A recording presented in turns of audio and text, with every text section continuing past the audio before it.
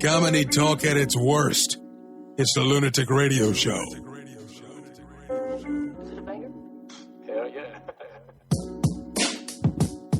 What up, everybody? LR Radio broadcast, Lunatic Radio Show. I don't know if I should get rid of the name Lunatic Radio. I guess I own it. I feel like it's very 1998. What are you going to change it to? I don't know, LR? People seem to shorten them now, you know? Kind of get rid of Yeah, go ahead. They're still going to know it's lunatic, though. Yeah, I guess so. Yeah. What up? I mean, if you're willing to play ball, then I would suggest changing it. It is Kieran. Joining me today is all day KCA, Kanal Aurora, KC Hey, Aurora.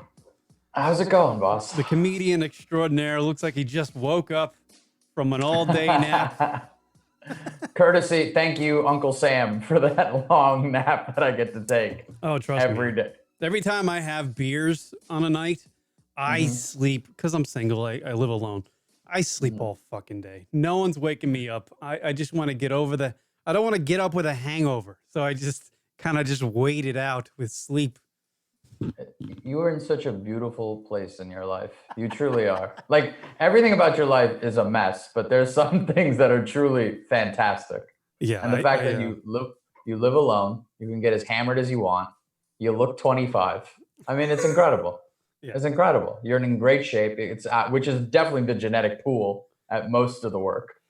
It's definitely doing a lot of the lifting. That's the only time I ever see women. So I go to the gym. Yeah. Other than that, it's just me and myself and my thoughts, which is being alone with your thoughts is kind of terrible. By the way, See, if you were okay to be alone with your thoughts, you'd be the perfect guy, right? That's why I think people want to go back to work, because they don't want to be with their thoughts. right. Yeah, You feel like you're going insane a little bit. Yeah, like and they don't want to be with the people they live with. That's the other thing too. If you didn't, if somebody, you're telling me this, if a guy loved his wife and kids and himself, you think he'd want to go back to work? No. Absolutely not. Right. These people, they look around and they're like, how did I procreate with this piece of shit? And now look at these shitty kids. And now look, I'm stuck. Right. They want to go back to work and hear about, the guy in the office whose life is worse than yours. Yeah. It makes you feel better. Right. Or better, or anything. If you want to hear whose life is better, fuck it. I'd rather work around machinery than to listen to this woman sit here and fucking chew my head off. Because she's got her own problems she's going through. Right. So that's why. Yeah, so we'll be hanging out with Kanal all day. He's hosting the show today. Rock is taking 2 months off because he has a baby coming, and he needs to do the baby stuff. So he's preparing for that. I believe that's his second child. So the main co-host of the radio program will be off for 2 months, and I'll either do solo shows. Maybe Kanal will join me. Who knows? Damn right. Who knows what happens? We're broadcasting. This show is going to be posted onto the Stand NYC's YouTube page as well. And you need to get your gift cards, by the way, because the Stand is currently still shut down. I guess they haven't opened up New York yet. Is that what's going on? No. New York is like a ghost town, but filled with stupid people. Right. So the comedy clubs are closed. The Stand NYC still closed, but you can get your gift cards from when they reopen, and you can just use your gift card for when they reopen. Go have a night at the Stand. 10% off a $100 gift card, 15% off a $250 gift card, 20% off a $500 gift card. And we suggest that you get the $500 gift card because you can't get anything for $100 in New York City. So, I'm going to say, I'm not going to tell you which gift card to get, but I'm definitely going to say getting a gift card to the Stand is a good idea because it's a great club. Yeah, absolutely. The food is phenomenal. Yeah. So if you go there, you're actually going to it's not like crappy comedy club food. And man, some comedy clubs, I'm happy they're closed because they shouldn't be open to begin with. Chris Italia used to tell me that Kevin Hart used to do spots at the Stand because his wife loved the food. Yeah, literally. Of course. It wasn't. It's a great comedy club, and you guys need to get your stuff. You need to go down there and check it out because once you go there once, you're going to be like, I'm going to go to this fucking club the whole time. Because it's like a club. You know how like you go to like a dance club and you're like, oh, this is the club I like to go to. Like that's the same sort of setup with the stand. Like it's a club where the food is good, the ambiance is great, the comics are solid. So you take all those things into consideration. Then you just show up on a night and you don't need to worry who's going to be there because everyone who's there is going to be good. And the food you've already had, so you know anything that you try differently is going to be good too. Yeah. So like it's a smart vibe. Get your gift cards, everybody. Go get your gift cards. They're right there on our screen. There you go. We laugh again soon, everybody. Get your Stand NYC gift cards, and you'll be set to go when the laughter comes back. Mm-hmm. You don't have to resort to seeing us do podcasts on the Stand NYC YouTube page. I hope the laughter comes back at earliest 2021. Yeah. And welcome everybody that's listening to us on our homepage. There you go. It is what is it? Memorial Day weekend? It's a Memorial Day. Fucking A. Fucking yeah. A. We should be out barbecuing. I don't know what the hell we're sitting here doing a podcast for. But I ordered. You should be barbecuing, not me. Yeah. I ordered barbecue for lunch. And what did they do? Just drop it off at the door? What did they do? Yeah, they dropped it off at the door. And I opened the door and it was on the ground. Not like in a bag. It's not like a bowl. How, like I would imagine the delivery guy has to contact you right away and say, I'm dropping it now. Get down here quick. Because if you leave food on a city street, I would imagine. This is how it wasn't that the guy I walked in on the sidewalk. No. He came into my building. Okay. And he left it at my door, knocked twice, and then he bounced. All right. Yeah, and then there's a lot of rats and things. If you have if your front door is it leads to right outside, then then they have to have some sort of setup. Yeah. You have to be leave it there. I'm here right now. Because if not, the rats. You know, I'm being honest. There's a huge stories about these rats. They're ready to go. Yeah. I think that's going to be the next. Screw Corona. We're going to get the fucking bubonic. There's some shit. I was watching something on Netflix last night about a guy who does who does these crazy. I forget what they're called. They're like running races, but they're 1,000 miles long. I forget what they're called. Ultra marathons. Right. So he does one through the Moroccan desert.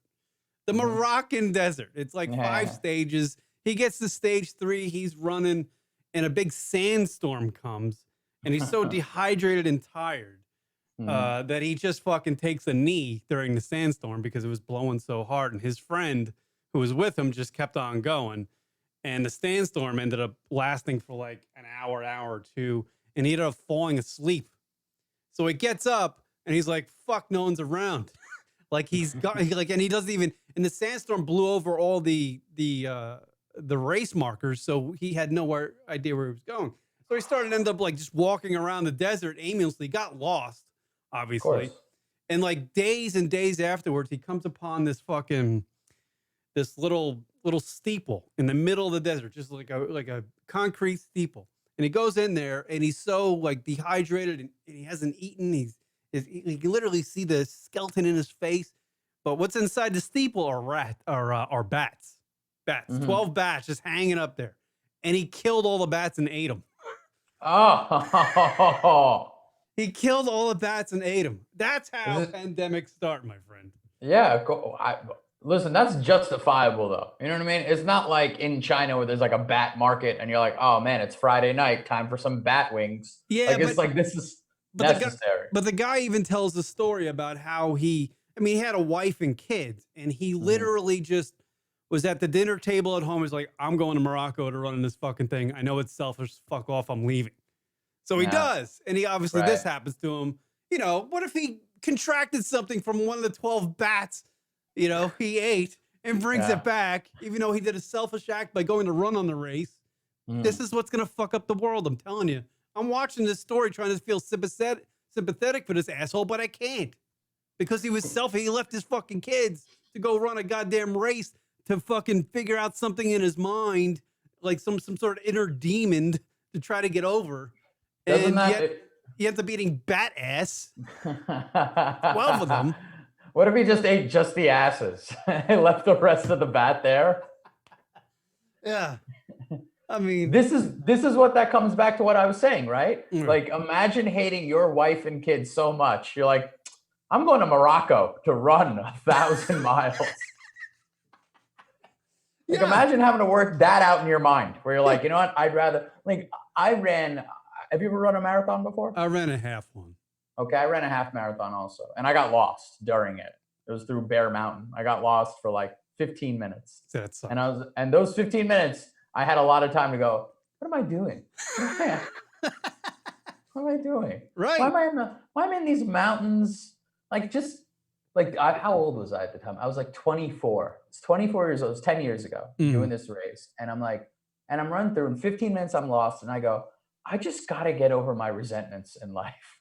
That's what I said to myself. Like, I got to go to a therapist. This don't need to be out here. Yeah. Like, if I want to go for a run, go for a run. I don't need to get lost in the woods like an idiot. You know? Right. I'll never do an ultra marathon. Like a 100. It's an ultra marathon is 100+ miles. That's insanity. I feel like everybody that runs a lot, and this is absolutely true, because certainly from my own personal experience, when I ran a lot, like I ran every day, do like 5, 6 miles, 10 miles, 9 miles. It was because I needed to get over something inside. Yeah.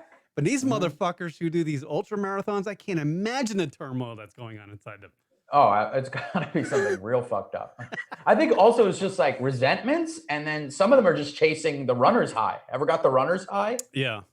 Yeah, like that is nice too. Like, I just started running again. I ran like 5 miles, and I was like, this is phenomenal. Yeah, there was also that documentary about the guy who ran the Appalachian Trail. He like did it every year to get over, and that's from like what is it, New Hampshire all the way down to Georgia or something like that. Wouldn't it be? It was like he got cheated on in like 7th grade, and he just can't stop running. Some chick dumped him at recess or some shit. Right, pushed him like some bully pushed him in a sandbox. Yeah, and now he won't let go of it. Yeah, I don't know. It's well, since we're on sports, we might as well talk about the celebrity golf. Right. When I saw that going on, I thought of you. I'm like, Kieran's definitely watching this. The celebrity golf match. That's the only sporting event that happened in the last 2 months, I guess. Other than the UFC, I believe the UFC had something, which is kind of bizarre. It's fine, but like, no, it's not bizarre at all. Why was it bizarre? Oh, it was just a bunch. It's like, it was bizarre to watch because it wasn't the normal thing. It was like, know, 2 dudes in a cage, Joe Rogan sitting there in like the fucking mezzanine talking about it. It was a little weird. It was like no, I thought you meant like because like 2 dudes like rubbing up against each other during a pandemic, like probably not the smartest idea. Yeah, I know. But these guys don't give a shit. Like when I took jiu-jitsu, there was a guy, we were rolling together, and he was like, "Hey, I've got ringworm on my thigh. Just avoid my thigh." And I'm like, "How do I do that? How do I avoid?" In a whole sport based on takedowns and leg locks and shit, how do I avoid a part of your leg that? And 2 minutes into it, his thigh is rubbing against my mouth. Right. That's great. Did you ask him like, are you gonna like do some moves so that your leg stays away from me? That's all he knew. His English was so bad. All he knew was stay away from leg, and that's it. And pointed to the ringworm. Right. I didn't catch ringworm. I never understood fucking like the wrestling thing. I tried to do it in high school. I was like, I just don't want to. Like, even at that moment, I didn't even know what a staph infection was, but I just figured if you're like on a dirty ass rubber mat rubbing against another dude for a while, I'm like, this is probably gonna end up being some shit that I can't get over health wise. Yeah, absolutely. I was so, it's weird to do jujitsu and be like sort of OCD. Like, I got home, I washed my clothes immediately, I take a shower, I rub myself down with like an antifungal foam. Right. After it was like, I was like dead set on not getting any of those things. Those shit seems terrible. You could lose a fucking lung, dude. Absolutely. I mean, and the other side is you get fucking knocked out. You either get some sort of fucking disease or you get knocked out or, brain damage. It's not a what's the worst part is? You lose all that muscle mass you built because you're laid up in a hospital for like 2 months. Right. Yeah. You spend all that time getting into shape and then you look like a fucking, like a junkie. So, thanks. So what was it? The fucking Tiger Woods, Phil Mickelson, Tom Brady, and who is it? Peyton Manning. It was Peyton Manning and Tiger Woods, if I'm not mistaken. Yeah, and then it was teamed up against Phil Mickelson and Tom Brady. Yeah, it was. Who won? I mean, it was Tiger Woods that won with Peyton Manning. Did I find it riveting? Even though I'm a giant Tiger Woods fan and I love watching golf, and golf is like a big part of my life. I didn't give a shit when I watched Really? it. I really didn't. I mean, it's just like it loses something because there's no crowd there. I mean, I thought it'd be kind of cool to see the guys like nip at each other and be able to hear them, like, you know, but they none of them really got any.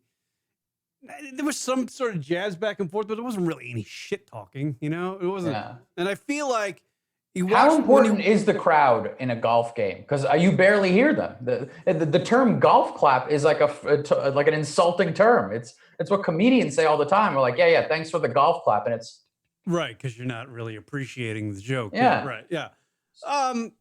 No, but the crowd does something. It gives a vibe to the atmosphere there. I mean, when Tiger hits one close, the crowd goes crazy. When somebody hits a great shot, you hear the crowd go crazy. Watching golf live is the fucking worst thing in the world.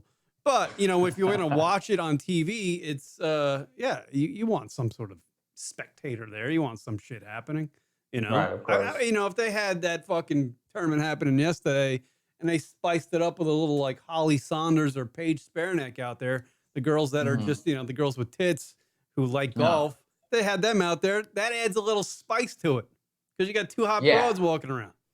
No, it's true. When you got like 4 middle-aged men, 3 middle-aged men and Phil Mickelson. Right. None of them which you can relate to. You can't relate to any of these fucking guys. No. All these guys have money out the wazoo. Phil Mickelson's not even a legend he's a legend in his sport, but he's not an all-time great. Well, let me take it. But he's not like he's not in the top 5. But that guy is worth, he makes like $50 million a year. I can't relate to that fucking guy. And he's supposed to be like the everyday man. He's the poorest out of all 4 of them, right? He's probably the poorest out of all 4 of them. But the guy's worth fucking probably $100 million. Who knows how much? Tiger's a $500 million, even though he gave half of that away at some point. He's still Isn't that great when you could get divorced and you're like, I'm still doing rather well. Yeah. He divorced that girl, the nanny. He divorced the nanny and gave her like $300 million or something like that. Yeah. And she went off and like dated a dude who was a billionaire. I mean, her life really turned out well. Went from watching kids to fucking just swimming in fucking money. That can happen with women. It can't happen with men. I feel like unless you're blowing somebody. I feel like if you're on the gay side of things. You know, it's funny. It's almost like a reverse in terms of, you know how like women claim that they get paid 33% less. When it comes to gold digging, I think men make 33% less. Yeah. Maybe even more, maybe 66% less. Because it's like a very rough business for like a gold digging man. You know? There's not many gold digging men out there. There aren't, but you can't the money is low, right? Because think of it this way. If most women if a lot of women that are dating young, they probably may have gotten their money from dating somebody older and then they get divorced from that person. Mind you, they're only getting half of that wealth. So now this other younger gold digging guy is probably getting like a smaller percentage of that, you know? Yeah. Like in order for me to really be a successful gold digging man, like the best, I would have to get Jeff Bezos's ex-wife just to be a reputable gold digging man. Right. Yeah. Don't think I haven't thought about it. I've thought about it extensively. I've actually thought about it. There used to be, when I used to have a day job, there was this, there was an old folks community that had like overlooked the water near where I worked. And I would sit there and hang out and just like read my book on like sitting on the trunk of my car. And like every so often, like an old lady would walk by and just like say hello. And my mind would wander. I'm like, what if I, you know? Can I bang a 73-year-old? Could you? Could I? Yeah, could you? No, I don't think I could. I feel like it's like I would be afraid of killing her. That's the problem. Wow, not like my prowess is like, you know, not like I'm fucking Lex Steele out there or anything, but I feel like her heart. You know, you always see that commercials. You make sure consult a doctor. Make sure your heart's okay with sex. I feel like she would have to consult a doctor before we, if I get that. I think no, sure. But what if there was money involved, right? Yeah. You know, what's your takeaway from that? Like, if you're gonna be some woman's sugar, I mean, you're gonna be her sugar. I don't know. She's be your sugar mama, right? Oh boy. All right. Well, yeah. I mean, if it's straight money factor, it's got to be a lot. Because I'm just giving away my freedom right there. I got to be fucking stuck with this, thing. And unbangable fucking almost dead thing for a while. I can't fucking do it. Right. It's sorry to say it like that, but it is the truth. I mean, you guys. They're in Arizona now. It's not. I feel like the pickings are pretty high. Yeah, and they're all very sunned. A lot of sun on these broads. They look weathered. It's just like a collection of baseball mitts talking to you. Yeah. There's a fucking baseball mitts. Yeah, they all say Rawlings on the side of them. That'd be hilarious. So do you watch the whole? That's a good point. They should have had women in the match. But that would have been chauvinistic. Fucking, Tom Brady, Tiger with his fucking escapades. Phil's got the beautiful wife who would survive cancer. Tom's got Giselle at home. I don't know what the fuck Peyton Manning's banging, but I'm sure it's not a 2. I'm sure it's not a 2. Yeah, I'm sure. Yeah. So it would have been a little. You can't, But because they're like family men. Well, and Tiger's a scumbag, but like they're like family men. See, that would have been a great conversation amongst the 4 right there on the golf course. That would have been a real conversation. If the cameras were off and there was no one following them and those 4 are playing, you got to imagine that shit's coming up. Tiger's going to get some ribbing for banging the Perkins girl or whatever. The 12. Yeah, absolutely. No, that's the 100%. And it's kind of like, I wonder if they discussed it beforehand, like the executives, they're like, all right, cool. We're going to get Tiger Woods, Phil Mickelson, Peyton Manning, and Tom Brady. It's like, maybe we should get some female golfers. And like, somebody's like, yeah, but Tiger's on the field.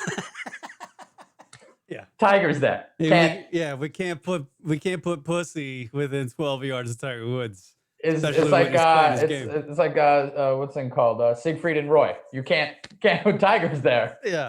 Every female golfer is just Siegfried. You can't put it near Tiger. A little dicey to put Tiger. Yeah, I actually so you watched the whole thing. I watched Tiger. There's this girl named Paige Spernick. Do you know who Paige Spernick is? I feel like I've seen her. She's a blonde girl. She's like into golf. She's not a pro golfer, but she plays. Got great giant can. She lives like the next town over from me. She got a lesson from Tiger Woods, and it was like put on YouTube. It was like a little thing, and I was like, there goes Tiger's career. His career is done because I know he wants to bang that girl, and he's gonna try to bang her, and we're gonna go through this whole fucking rigmarole again, and his game's gonna suck. Because I'm such a fan of Tiger Woods. I try to keep, I don't want to see women around him because I don't want to fuck up his game. 'Cause every time a woman came around, it fucked up his game. Right. No, absolutely. There was that time where he was like, he would have been winning another green jacket, right? And then it all kind of fell apart. Yeah. He couldn't. Recently. He couldn't even hit like chip shots. He was like fucking up. He couldn't break 85. Yeah. The pussy fucked up his game that much.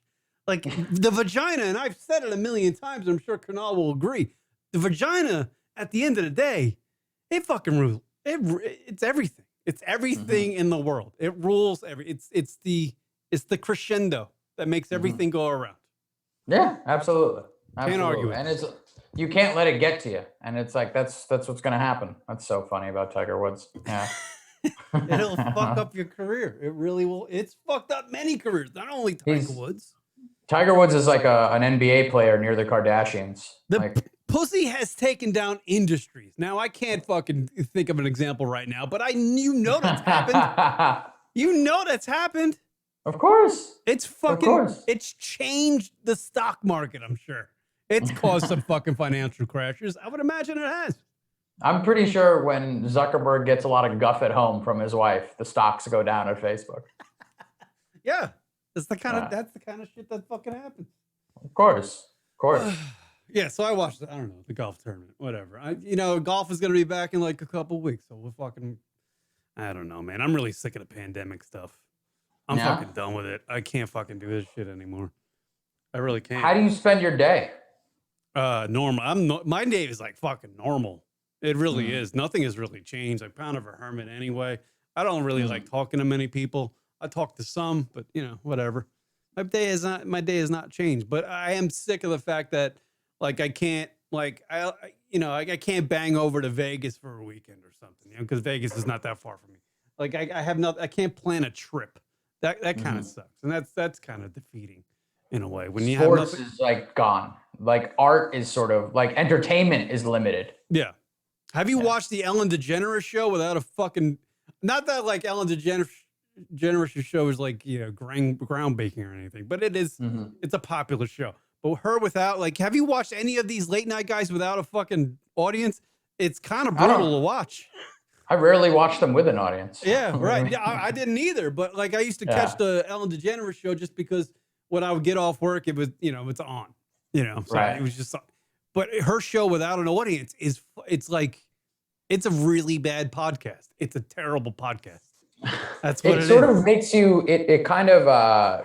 What people don't understand in between like a daytime talk show or a nighttime talk show, between commercial breaks.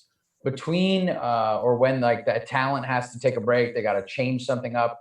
Out comes a comedian, right? Yeah, and filler warms up the crowd. Like this, but I'm saying for like anyone listening, a comedian will come out and interact with the crowd, keep them laughing, keep the energy going, and like throughout the whole show, that energy is constantly being kept up by the comedian. And situations have arisen where sometimes the comedian's out there for like 30 minutes. And they're just coming up with ideas on the fly. Right. Well, right. Because these shows, like a show like Ellen DeGeneres' show is not filmed like, we got an hour, let's bang it out an hour, let's, go home. It's not like that. These segments are just filmed and then they're pieced together. Same thing with Jimmy Kimmel. You can tell that. Yeah. So it's a long experience. So I can only imagine not having that audience has got to be rough. Oof. Right. I have no desire to watch that at all. I don't want to see these. I wouldn't want to watch these guys on a podcast to begin with. So why would I want to do this like this? Yeah, and I guess as people, we're all driven by like, where's the next entertainment thing? We need to be entertained all the time. Our minds are so ADD these days that we need to be entertained all the time. So without your standard entertainment, whether it's sports, comedy, TV shows, or films or movies, it's just like we're all just like bored as fuck, and then we get irritated after a while. What do you think when like TV shows come back? How do you think? I was thinking about this. How do you think they're going to address the coronavirus? All I know is that porn's already got to it. That's all I know. They've been on the cutting edge, baby. People keep on telling me, it's like, you got to watch this COVID porn. It's like they wear masks and they're naked. I'm like, all right, I'll give it a shot. I haven't given it a shot yet, but I wouldn't mind. Porn's very topical. I would imagine there'll be a lot of, there'll be a string of pandemic movies coming out in the next year or two. Right. That'll be something. I mean, I don't think anybody will ever go back and watch Outbreak after this is the old movie. For a while, people were watching the movie Pandemic or some shit like that. Like they were watching Outbreak. Yeah, Outbreak is brutal. If you ever watched Outbreak, it's ludicrous. I can't believe that movie was even made. But there was another one called Contagion, I believe. Yeah, Contagion is the other popular one people were watching, which is, I think, more realistic. It's like more realistic. The fucking Outbreak one is like, there's a dude who can't fly a helicopter who's flying a helicopter, and they find a fucking monkey in the middle of the ocean. That's like the fucking source of the pandemic. It's fucking retarded. Yeah, it's absolutely retarded. Yeah, no, I think about shows have got to address movies. First of all, porn. The thing is, for a while, like I've been watching regularly as I do, and for a while, like a bunch of the videos were coming strictly from China. Oh, and I thought it was like them apologizing in a way. Like the uploads were like when you go on the main page and you just see the new feed, right? Yeah. And it was just like maybe let's say out of like 20 tiles, like 17 of them were Asian porn, and I'm like, they're really trying to make up for all of this. And I respect it. I appreciate it, really. It was a good break from stepbrother porn. Stepmother, stepsister. God, yeah. I don't even like. Yeah. I don't like. Sometimes I'll catch myself. I'm like, you're watching like a stepmom bang the, like that's the scenario of the scene. I'm like, I totally disregard that all the time. Oh, I pretend I'm illiterate when I'm watching. just a better bet to be illiterate. I don't want to see Brother Bang's. I don't want to read that. I don't know how many. I've watched countless Brother Bang Sister fucking. Yeah, are you kidding me? I'm like, my eyes are from the way above the title, and just that's it. Like, it's a small frame of what I'm looking at. I know, and then if like it's happened to me. I've been like, I'm watching the Brother Bang Sister thing, and all of a sudden an image of my sister pops in. I'm just like, I quit. Yeah, of course. I'm out. I was like, why do you need to name it that? Just fucking, you're two hot people banging. I just want to see that because I'm not doing that right now. I want to see you guys do it. I don't need to know that you're a sister and brother. It doesn't matter. It's kind of old hat at this point. I think it was a way to keep people of color out of the business, but that's my theory. Like, they're casting, and then, you know what I mean? Like, they're casting for this porn, and it's like, fuck Valley. And then it's like, all right, cool. And then they got the lady, and it's this white lady, and then a black guy walks in, and they're like, ooh, sorry, buddy. This is a brother-sister thing. It's like, yeah, but like, I'm a brother. And it's like, nah, not that kind of brother. You know what I mean? You gotta beat it, all right? There's like a new being pouring down the street. Go get fucking that or something. You know what I mean? Like, speaking of sports and fucking sex, I guess. There was a Korean football team. At least if I can bring this up. I don't know if you can see this. I don't know if you're watching the show. I hope you are, Kanal. Where would I be watching it? On our YouTube, the Lunatic Radio YouTube. There's a South Korean football team that apologizes for using sex dolls to fill stands. So yeah, this soccer team in Korea. Obviously, there's no fans. They're starting sports again over there, but there's no fans in the stands.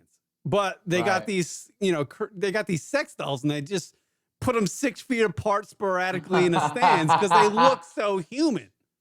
Yeah. And, obviously the press got a hold of it. They took pictures, and they're just like, these are fucking sex dolls. This fucking team put sex dolls in there. So they had to issue an apology for doing that. Let's be honest. Yeah. These sex dolls are probably better audience than like actual women, to be honest. You know what I mean? Yeah, just like women don't even want to be there. The sex dolls don't have a say, at least. I mean, look at the tits on this one. The one in the t-shirt in the background there. That one's great. Yeah, I see white it. I see t-shirt. it right there. Yeah. This is amazing. It really wasn't necessary, but it's so fun that they did it. It's kind of odd to give a compliment to something that's rubber.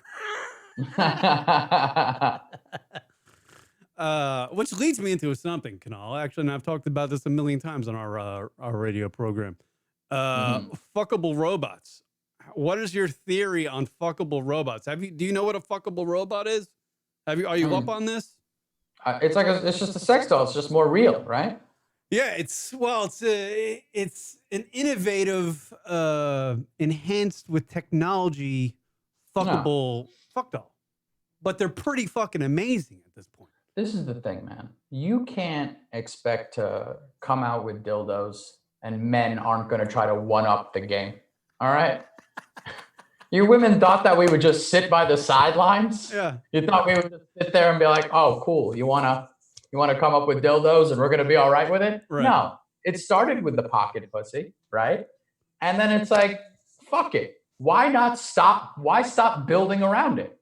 Then they built remember now there was like a replica of an ass that you can get. Yeah, you can fuck all sorts of women body parts.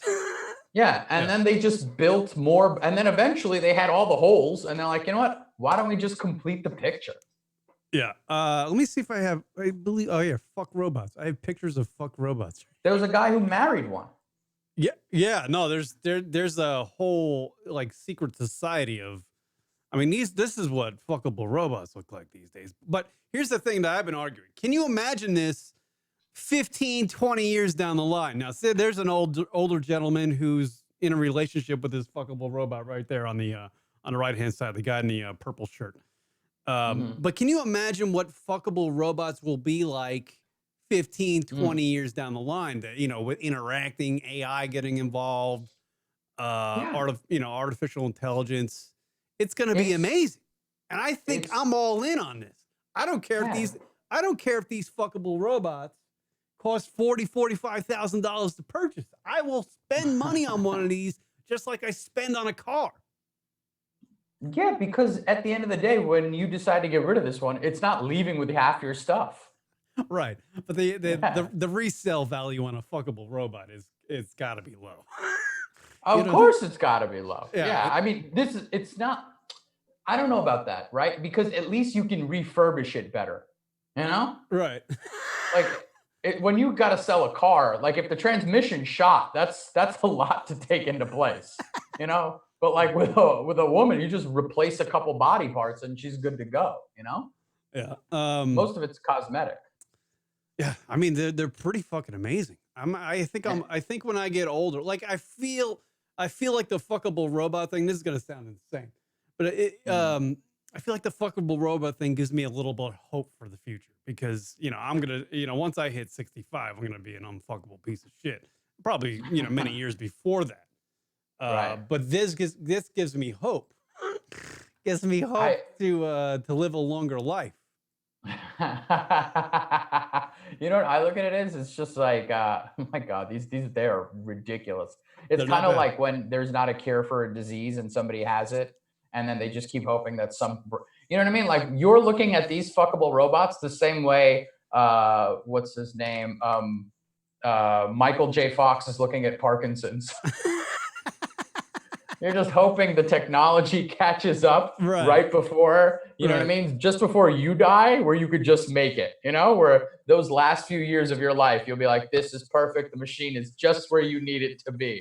And he's wishing the same thing for this Parkinson's. Right. Incredible. Yeah. I mean, I was watching Elon Musk on the Joe Rogan show. Congratulations to Joe Rogan for your $100 million, future contract with Spotify. That's fucking unreal. But I was watching Elon Musk talk about like the neuronet on the Joe Rogan show about drilling a fucking inch hole in a person's cranium, inserting some sort of microchip that spans a net across their brain and triggers their brain to make it almost like react like a cell phone would. So you can hey, what happened in 1942 to a girl named Sally? You can just bring that up in your head. You know what I mean? Like any type, it makes your brain into a computer.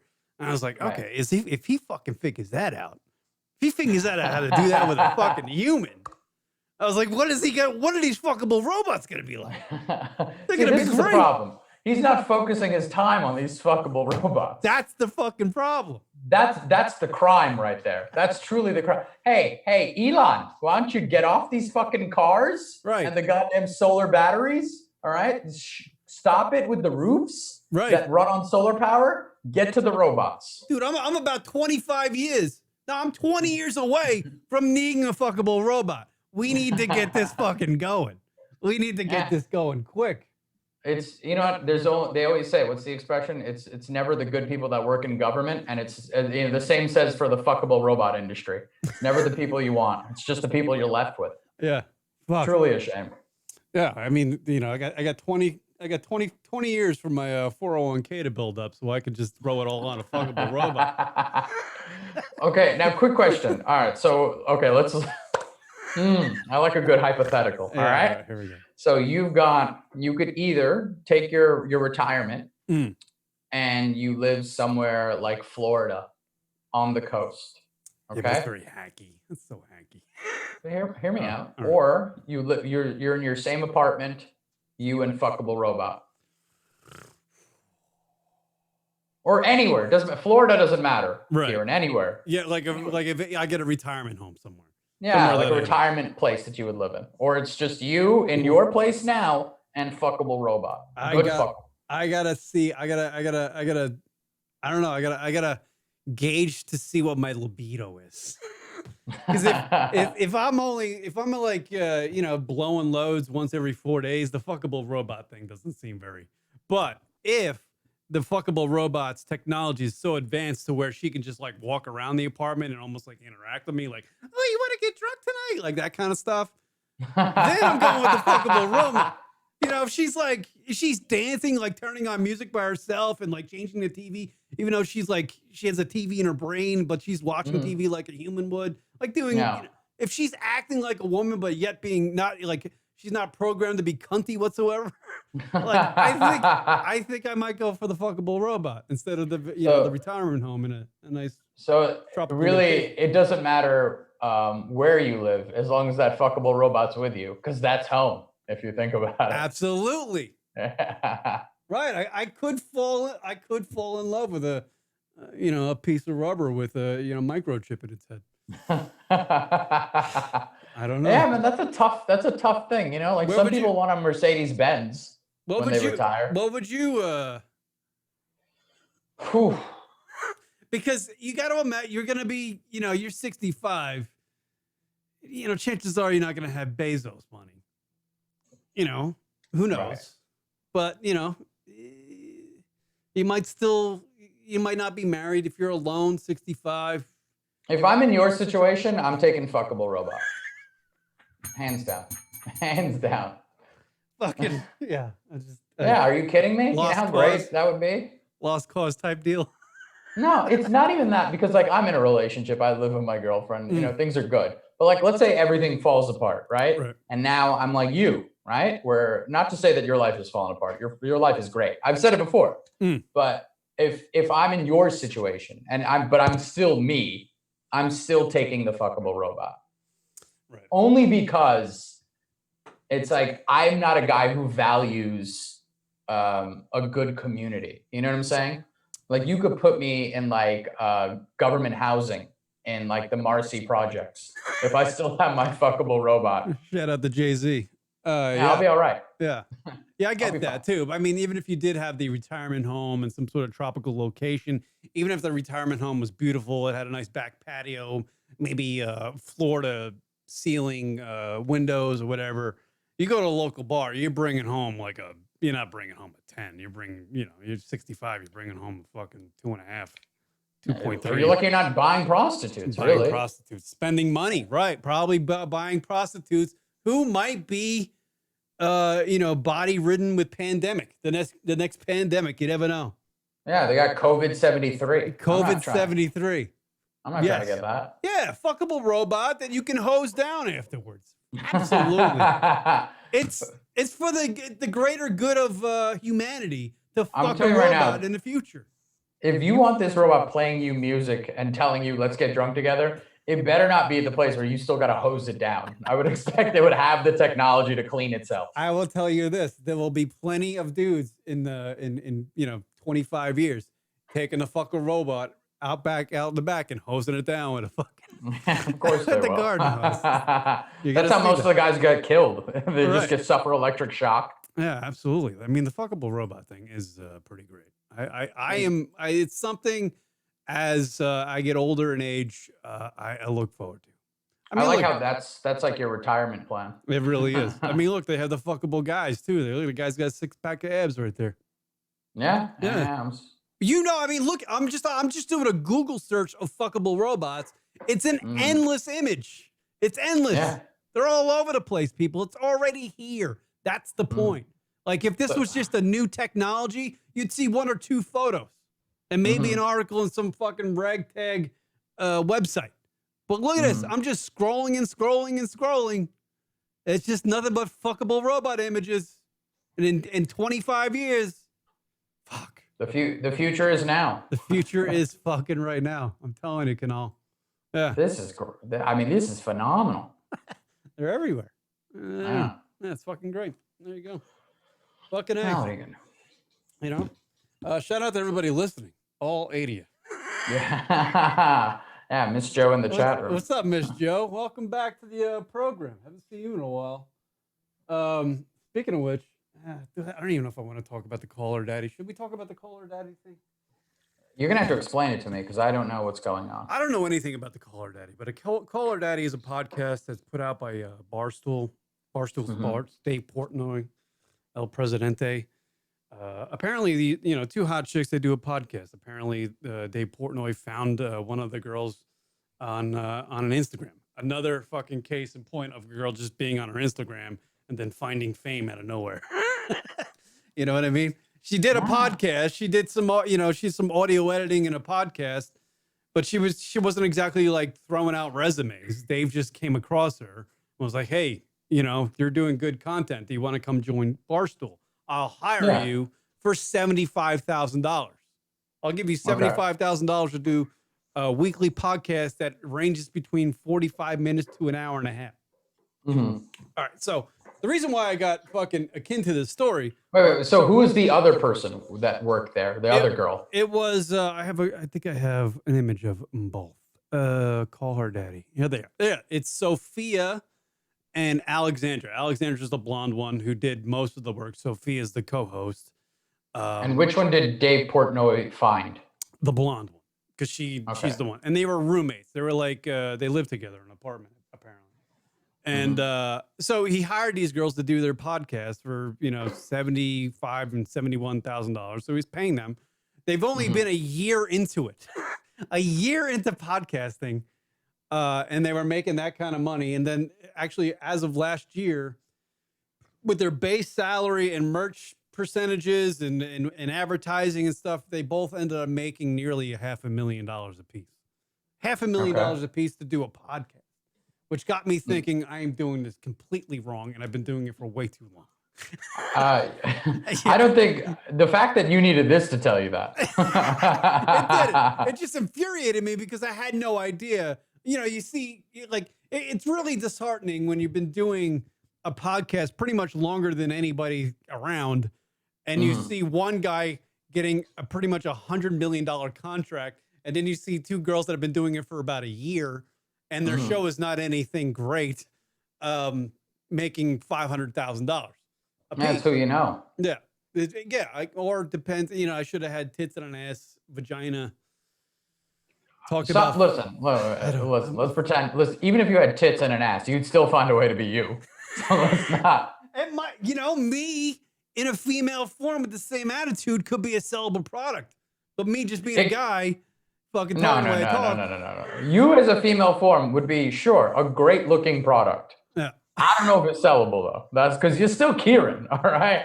Like if you would change into a different gender and a different person, yeah, maybe. But like I'd imagine these women are like good at, business and marketing and stuff like that.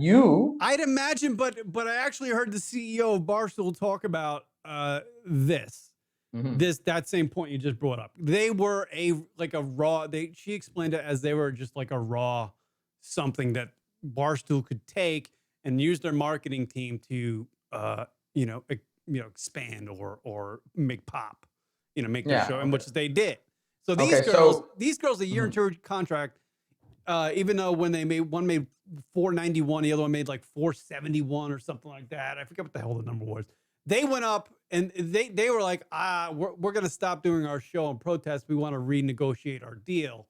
So they stopped doing your show for about a month. And this is when I started hearing about it because Dave Portnoy, the president of Barstool, did a 29 minutes on the situation that involved Call Her Daddy and their contract disputes. And he talked about a situation or a day when the girls called him and were like, hey, let me come up to your rooftop deck. We want to talk about our podcast and what's going on with it. And they both, Dave Portnoy offered them both $500,000 plus like 7.5% in merch sales to do their podcast, which means they would have probably made close to $1 million to do a fucking podcast. And I'm watching these two girls, and I'm like, these chicks have zero perspective, like zero. With the amount of people that are out of work because of the pandemic and all this stuff, and being 28 years old, and somebody offering you $500,000 to do something that literally takes you a couple hours to do once a week, that's insanity for you to even sit there and contemplate it. I mean, I don't know what the work schedule is for this podcast. I don't think it's showing up to be a couple hours a week. I'm sure there's more obligations but even so, it's still $500,000, right? So let's just get to that part, right? It's $500,000 and he offers that to them. And what do they say? They had to think about it or something. They had to think about it. And there was this whole thing with one of the girls dating this guy they called Soup Man, who apparently was an executive for HBO or something, was trying to shop the podcast around for, to some other networks and stuff. And without Dave Portnoy's knowledge? Well, the girls lied to him about that when they had their rooftop thing. And then the girls started infighting with each other. The whole thing ended up in a mess. And I believe Barstool hired back the Alexandra girl, but kicked rocks to the the brunette, the Sophia girl. So the brunette got thrown out. The brunette girl got thrown out. So the brunette girl's off the show, but the blonde girl's back and making, probably the $500,000, whatever the hell it is. And I was just like, right. I was like, this, I don't know why I'm even paying attention to this, but I was like, man, these girls don't realize how good they have it. Because if they were fired from Barstool, I got to imagine 10 years down, 10-year decade down the line, they're going to be drinking at some local pub wherever the hell they live, getting fat and reminiscing about the time when they were 28 and were offered $500,000 to do something they like. And we're like, nah, not good enough. You know what I mean? It's perspective. It's absolute perspective. I understand. Yeah. So now why won't, and then what is Scooter Braun was trying to help this girl get her job back? I don't know what that guy's deal was. I saw that today and I was just like, I have no idea. I was paid too much attention to this shit. I don't really know. I was like, you broads are getting $500,000 to do a fucking podcast. Just somebody say yes and go fucking do your job. Like, it's ridiculous. It's ridiculous. I mean, okay, hold on, wait. I like a little perspective time. Let's go a little hypothetical. Would you get gender reassignment surgery to be the second chair on this show? For $500,000? You got to be able to live the rest of your life as a woman. Well, I've been fucking myself for 44 years. I might as well fuck myself for the rest of the time. You might as well switch genders and see what's out there. Yeah, I'll be the fucking second girl on goddamn Call Her Daddy, whoever the fuck it's called. Yeah, I'll fuck myself. Yeah, I mean, be honest with you, me as a chick, I'd just be an older version of Sophia. Be honest with you. With a better attitude. With a more go-getter attitude, I would imagine. A little more grateful of the money. Yeah, a little more grateful of the money. Yeah. Yeah. But I mean, there's some, I mean, I read that this week and I was just like, God damn. And if you listen to their podcast, it's just canal. It's not anything great. It really is not anything good at all. It's two cackling hens who are young. But it's not for you, though. You know that, right? Like, it's not for you. No, it's not. No, clearly it's not for me. But there's nothing, like, you can listen to some people speak, and whether you're into what they're talking about or not, you can be into it because they're passionate about it. These girls are just vapid, vapid, yap. But, man, listen, I get it. I totally understand. Like, I've run several podcasts into complete failure. So I know... I'm not, you know what I mean? I'm not but I might as well be, I'm like third chair on this show, technically. I've done this show too many times for really not much. Yeah, not much at all. No, I mean, let's just be clear. Never money. Never money. Zero. Never money. Yeah. And then never anything that's been massive that came out of it. But I like you guys, so I keep coming back. But so I know what it's like to taste from the well of failure. Because I've had several podcasts of my own that have been absolute disasters. Yeah. Several. Like, I mean, we're talking like 4 or 5. I've been doing podcasting maybe 8 years comparatively? And I've been doing comedy for like 10 and a half. Remember our old friend Andrew Zarian? Yeah. What would he be like if he was offered $500,000 to do a fucking podcast? What kind of insanity would come out of that kid's head? I'm going to tell you right now, I think if this was like 7 years ago, it'd be more preposterous. But now that he has kids and he's like settled down, I think he'd be a little more level-headed, you know? Right. Kids kind of cause that. They cause you to be a little more like level-headed with what you're doing. But the point is this. Go ahead. Is like, yeah, I understand that. But it's the greater point that I was getting to is that, these women aren't going to have that perspective. And her podcast, their podcast is not meant for you. By any means. No, absolutely. There's 300 million people in this country alone that love that shit. No, not all 300 million. But like, let's just say they have 500,000 people listening, okay? A week. And even that, I think, might be a little high for them. That's less than 1%, man. That's like a very meager amount of people. Right. And that's realistically all it takes because they fill that thing that people want. It's like true crime podcasts. You ever listen to that shit? I've heard of it. Yeah. I heard about it. Yeah. They're making a nice little killing too. Right. They are, but it's not. And like, you don't listen to that shit, but women listen to true crime podcasts for 2 reasons that I found. One, that thing of fear of like, oh my God, somebody, a woman was killed or kidnapped. that fear is like, it's like it attracts them, you know? Right. And another reason that women listen to it is that it confirms what they believe about men being terrible or women aren't safe in this world, shit like that, you know? So that's why there's a big market for it. I listen to true crime podcasts because I like to put myself in that scenario and see if I could save the person who got kidnapped or killed. And I listen to it while I work out.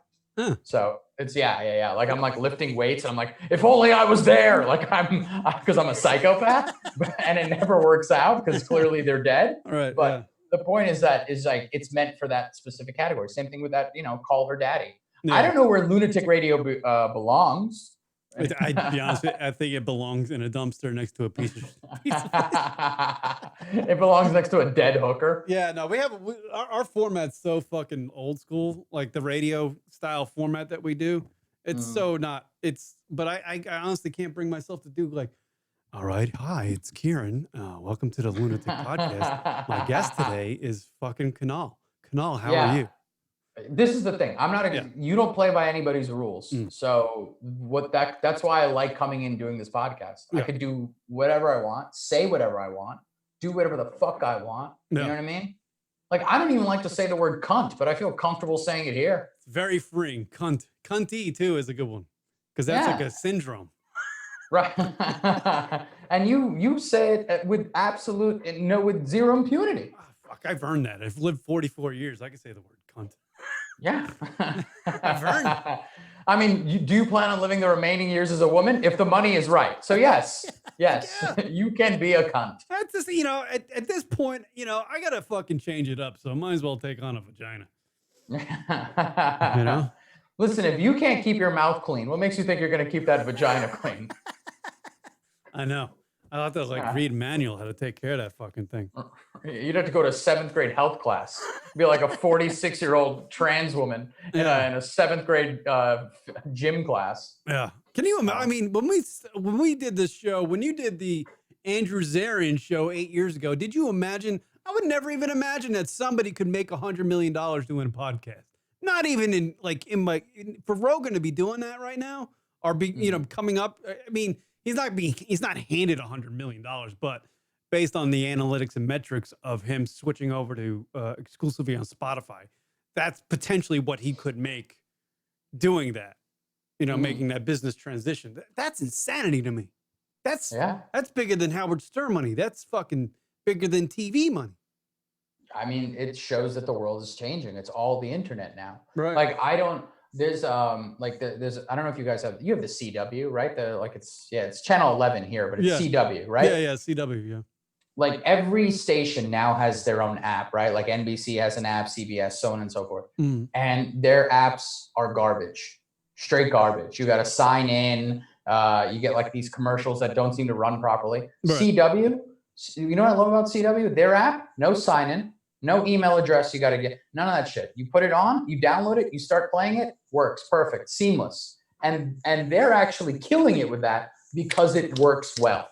And that's what it comes down to. It's two things. Are you relevant and are you adapting? You answer those two. If you're saying yes to both, you're doing something right. If you're not, well, Yeah, you're one amongst the million.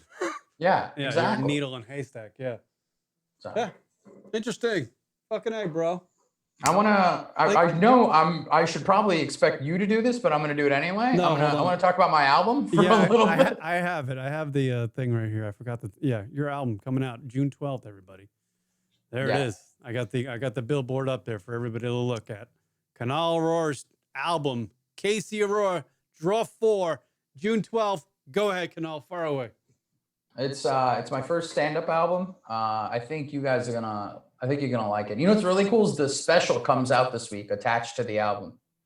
Nice. We shot a special. We did 3 shows. Mm-hmm. This is what I like about this whole album and this whole special that's coming out. Most comedy, how is it done? Right? It's a guy or girl walks out on stage, them, an audience, jokes. Right. Right. Most people record albums where you have family and friends come out and fans, if they're doing well, they got fans. I don't have any of that, man. I don't got I got family, but Yeah. I've burned that bridge enough where they've seen all my jokes. Right. Okay. I've got a supporting family, don't get me wrong, but I can't have them come out and watch me record an album of jokes that I've been telling for years on end. Mm-hmm. There'll just be a room full of silence. Right. I've got friends who I've burned all the bridges with in terms of watching my material. And appropriately so. You want people to come support you. I'm from New York City, so it makes sense. So I wanted to record my material in front of complete strangers. Right. And that's what we did here. We recorded it in a bar in the West Village. Nobody knows who I am. They didn't even know they were walking into a recording for a special until they got there. Really? Yeah, these are people off the street. Some of them had no plans to even be at this comedy club. So the reactions you're getting in the taping are real reactions, organic These are reactions. 100% legitimate reactions. Yeah, that's awesome. Like that. And also, I get into it with some audience members. Like heck. Because the special in which is dropping on Wednesday, the way that opens up is going to be on my YouTube and Instagram and everything and Facebook. But and All Day KCA is how you find everything, even on the website. But even the special, the way it's shot, we take all that into consideration. We take all that into play. I wanted to give you something as close to authentic as humanly possible. That's awesome, man. That's a unique way to do it. I mean, because usually when somebody puts out a special, they want it to, they don't want to take that chance with it. They need the laughter. They need the reaction. They need the crowd to be lively. And you just were just like, fuck it. I want to make it real. But that's the thing, though. A lot of people, it's not only they become very formulaic, but on top of that, they're also the order in which they do things to me has become tiring. I don't know. You watch enough comedy. Do you feel like I feel like it's getting kind of tiring. I can't bring myself almost. I don't care who it is. And the last one I watched was Jerry. Actually, no, I watched Mark Norman. That one was really good. But literally, if I'm not into the person, I'm not watching it because the format is the same. Yeah. I watched a special, this guy's special, Jay Whitecotton. He's a buddy of mine from Texas, Austin. He has a special on YouTube. It's called Jazz Funeral. And it's so incredibly well done. It's so unique. This guy edited the whole thing on his computer by himself, shot the whole thing. It's shot in a children's basement of a Dave and Buster's type place. Are you kidding? Yeah. There's a comedy club that they keep in it's underneath a children's play zone, essentially. Yeah. And they have a comedy club down there, and that's where he shot his special. And if you watch it, it's probably one of the most unique things I've ever seen. And what is it called again? What is it called? It's called Jazz Funeral. Jazz Funeral. I'm gonna look that up. I'm actually I'm telling you right now, if you watch it tonight, I just was watching the first 10 minutes yesterday, and I was like, this is so good. And I looked at something like that. And I spoke to Jay and I was like, I want to do something that makes it different. He's like, well, stop following the basic format. And I did. I threw that away and I wanted to do it differently or at least unique for what a special is. The special is called Comedy Under House Arrest. Mm-hmm. And I think that's appropriate for these times. So. I was thinking about it. I saw Judah Freelander did a special a long time ago. It was something he put on Netflix. And that was different than what you see now. Because it really wasn't filmed as a special. It wasn't like, I'm going to film tonight. Come here. It was just I guess they filmed them randomly over months and months of time, and they just spliced them together as this. That was cool. I kind of dig that because it was, the crowd reactions were organic. They weren't just canned laughter. It wasn't just people are craving something different now. Yeah. And unless you're a big fan of that specific comic, unless you're a big fan, like a diehard, no one's going to watch another comedy special unless you're doing something that does something unique. And that's what we're going for. And then the album comes out on June 12th. It's called Draw 4. It's a triple entendre, which I think is kind of fun. It's and also I include skits of me calling somebody in the industry and getting the runaround, which I feel is a common thing for everybody in this business. Somebody can relate to, yeah. That's cool. KC Aurora, Draw 4, June 12th. And then what's happening before that? This Wednesday, the special is coming out this Wednesday. It's called Comedy Under House Arrest. Comedy Under House Arrest this Wednesday, everybody. Cool. That's going to be something good. Kanal's a funny guy. We've known Kanal forever. So, yeah, he's a good man. Go out and check it out. Fucking A, bro. Thank you, boss. Fucking A. Everybody's doing their barbecuing. You didn't go to a barbecue today? I'm gonna go after this. Right in like 10 minutes, I'm going to a barbecue. It's early there. It's like 6. Yeah, I'm in the fucking desert great. still. Beautiful. People are still getting drunk right now. Oh, that's great. Yeah. Yeah. All right, everybody. Thank you for checking out the Lunatic Radio Show. This is barbecue sounds. I don't even know why I'm playing this right now. I'm gonna play the end music. This is better. Yeah. Word up. All day KCA. Follow Kanal on all the Instagrams, Twitters. Subscribe to his YouTube. Watch out for the special this Wednesday, June 12th. The album drops, Draw 4. Hell yeah. Thank you, Kanal. Take care, boss. Have a good one. All right, man. Peace, everybody. Later.